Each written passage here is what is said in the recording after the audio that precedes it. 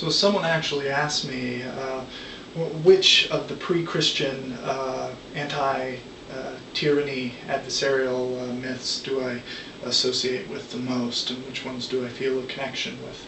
And I'd have to say number one would be Ahriman or Ahriman, as this is the spirit that donned the ash-colored garment to enter the world of man, to first create evil knowledge, or Akoman, which is the archdeva or archangel of forbidden wisdom or knowledge. So that's knowing things that traditional doctrines and oppressors tell you not to know. So it's exploring that. Ahriman begot as, or concupiscence, through the ashen garment, which is actually primal lust and the determination for continued existence in time. So that's actually something that is a good thing. It relates to the mind and consciousness, and continuing to refine that and attempt to discover ways of keeping yourself relevant and alive, and even the possibility after death.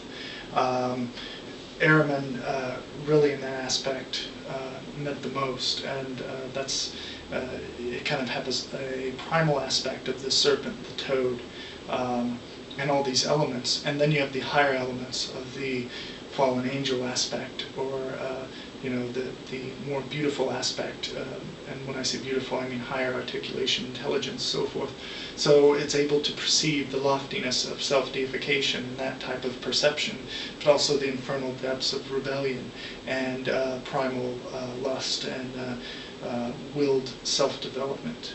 And Ahriman was about overcoming opposites or dualities, and really perceiving something as complete within itself. The second would have to be Seth or Set, and Apoth or Apophis, Apep. Set, being the primal lord of storms and war, was actually a creative deity, and did so many powerful things according to myth.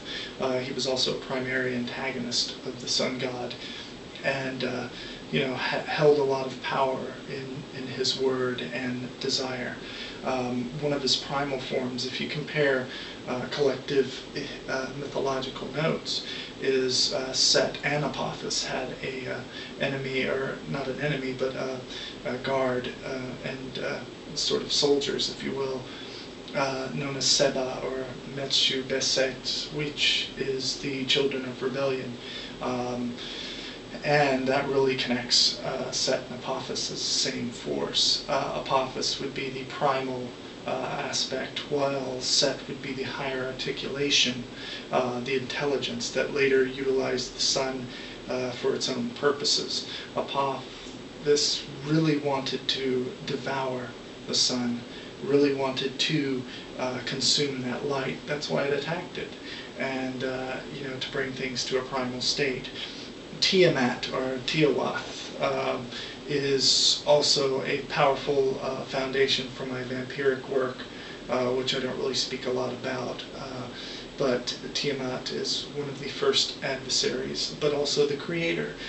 And through her, the primal dragon or serpent, all things emerged.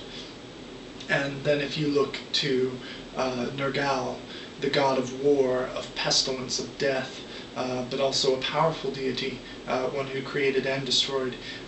He was also attributed to the power of the noonday sun, which of course is overcoming a duality, because the sun is both creative and destructive. So there's so many different elements. The seven, quote, evil gods of Chaldean magic, which I've worked a lot with recently.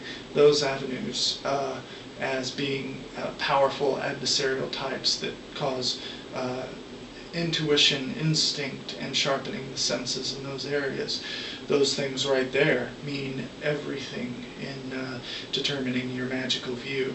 And it really makes studying Christianity as a whole, once you've done this, kind of pointless and boring. And you still do it, to know and to further understand when you go into things like the Dead Sea Scrolls, the Nag Hammadi library. Those things are very important too.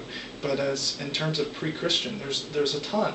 Ninurta, the god of war, the Assyrian god of war, powerful deity, Ashur. There's so many different ones that mean something. Really it's all about how you apply it to your magical worldview and how you actually conduct it intellectually and apply it in the real world.